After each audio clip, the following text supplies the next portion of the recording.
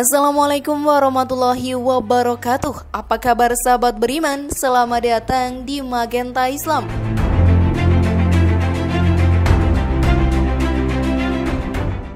Sebagai umat Islam, tentu saja tujuan akhir kita dalam hidup adalah untuk mendapat belas kasih-Nya dan berakhir menetap dalam surga-Nya. Melaksanakan semua perintah Allah Subhanahu wa Ta'ala dan menjauhi larangannya adalah hal yang berusaha untuk selalu kita jaga. Tak hanya itu, melaksanakan sunnahnya pun dilakukan agar terhindar dari api neraka, termasuk melakukan sholat tahajud di sepertiga akhir malam.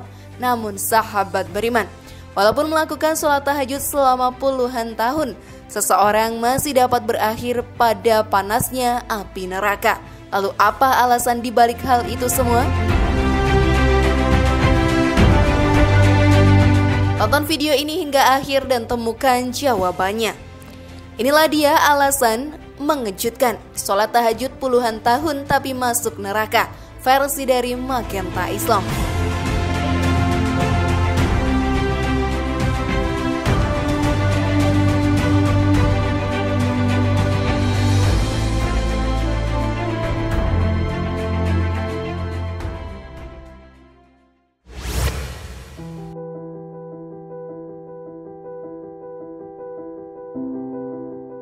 Terkadang sahabat beriman, tanpa kita sadari, kita mudah puas dengan apa yang telah kita lakukan untuk mendapatkan ridho Allah Subhanahu wa Ta'ala. Karena merasa puas dengan ibadah yang telah kita lakukan, misalnya saat kita telah melakukan sholat tahajud setiap hari. Hal itu lantas membuat kita lalai akan hal lain hingga dapat menuntun kita pada balasan akhir Allah berupa api neraka. Naudzubillahi min dzalik. Oleh karena itu, alangkah indahnya bila kita mengetahui dan tidak melakukan hal yang dapat menghanguskan ibadah kita serta membawa kita pada neraka. Berikut adalah alasan dibalik mengapa seseorang yang melakukan sholat tahajud puluhan tahun tapi masuk ke dalam neraka. Maka mari kita simak penjelasannya bersama-sama.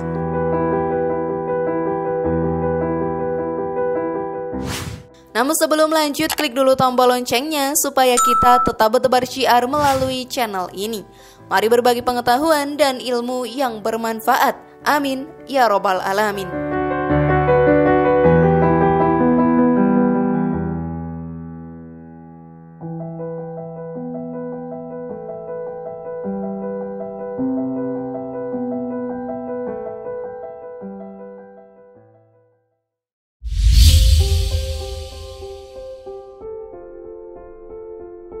Acuh tak acuh pada orang lain. Rasulullah Shallallahu Alaihi Wasallam bersabda, hadis riwayat Imam Al-Bukhari dan Imam Muslim, Allah tidak mengasihi orang yang tidak mengasihi manusia lainnya. Imam Al-Bukhari Al-Adab Al-Mufrad 1989. Dalam hadis tersebut sangat jelas disebutkan bahwa Allah suka terhadap hambanya yang mengasihi orang lain. Akan sungguh disayangkan apabila seseorang telah melakukan banyak ibadah-ibadah sunnah, namun membiarkan tetangganya dalam kelaparan, karena Allah tidak akan mengasihi orang tersebut. Sebaliknya, Allah akan mengasihi orang yang tak hanya menjalankan perintah wajib dan sunnahnya, namun juga peduli terhadap sesama. Tidak harus hal tersebut kita lakukan dalam jumlah besar sekaligus, namun semudah berbagi makanan yang kita punya, sehingga tidak akan ada perut-perut yang lapar di sekeliling kita dan menjadikan kita hamba Allah yang acuh pada sesamanya. Karena tak hanya hubungan dengan Allah atau hablum minallah yang senantiasa kita jaga, namun hablum minanas atau hubungan dengan sesama manusia juga harus kita penuhi. Semoga kita terhindarkan dari sifat acuh tak acuh yang dibenci oleh Allah Subhanahu wa Ta'ala.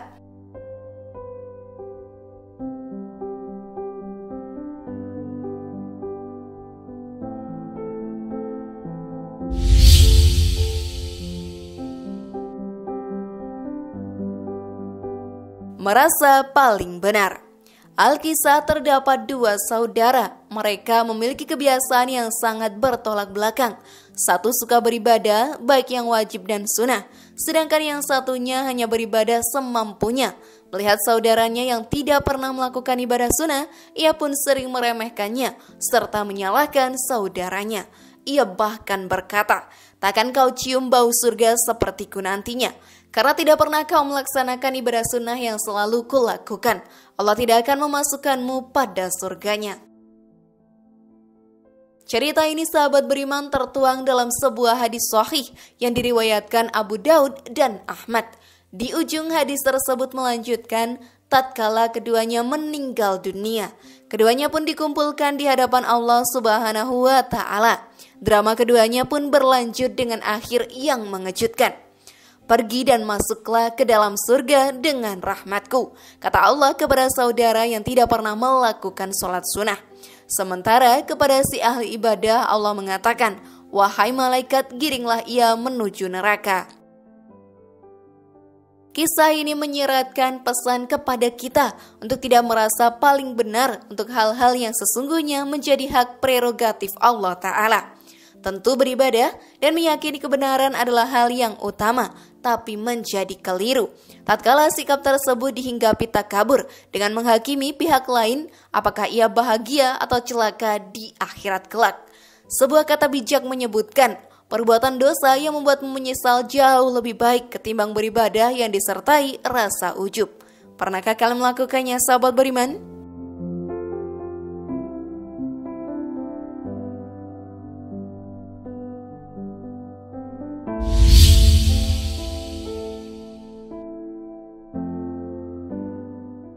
Menyakiti orang lain.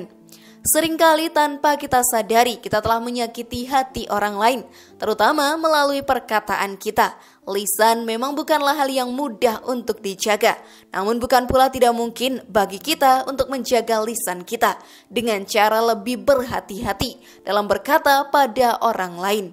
Menjaga lisan sangatlah penting karena saat lisan kita sering menyakiti orang lain, itu akan memakan amalan baik yang telah kita lakukan, layaknya api memakan kertas.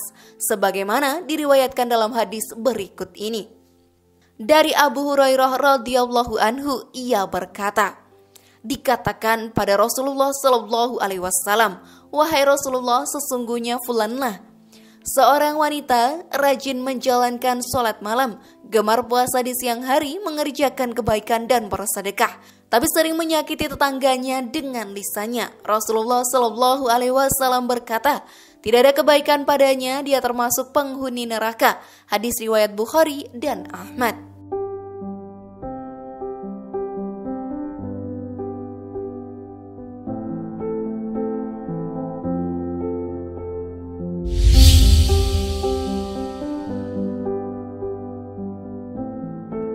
Ria. Sifat pertama yang ternyata mampu menjerumuskan seorang ahli ibadah tetap mendapatkan azab, bahkan menjadi penghuni neraka, adalah mereka yang ria. Hal tersebut terjadi apabila semua amalan soleh yang dilakukannya selama di dunia itu bukan untuk mencari ridha Allah, melainkan dilakukan karena ingin ria atau pamer dan mengharapkan pujian dari manusia. Allah Ta'ala berfirman, "Sesungguhnya orang yang munafik itu menipu Allah dan Allah akan membalas tipuan mereka. Dan apabila mereka berdiri untuk sholat, mereka berdiri dengan malas. Mereka bermaksud riak dengan sholat di hadapan manusia. Dan tidaklah mereka menyebut Allah kecuali sedikit sekali." Quran Surat An-Nisa ayat 142. Oleh karena itu sahabat beriman, sebaik-baiknya amalan adalah amalan yang dilakukan ikhlas dan murni lillahi ta'ala, hanya demi Allah, dan cukuplah kita berharap pada ridho dan balasannya atas apa yang telah kita lakukan. Karena Allah Subhanahu wa Ta'ala adalah seadil-adilnya pemberi balasan. Menjaga hati dan niat merupakan hal yang harus kita jaga dalam melakukan apapun, agar semua amalan tersebut tidak berujung sebagai cambuk bagi kita yang membuat kita menjadi riak kepada sesama.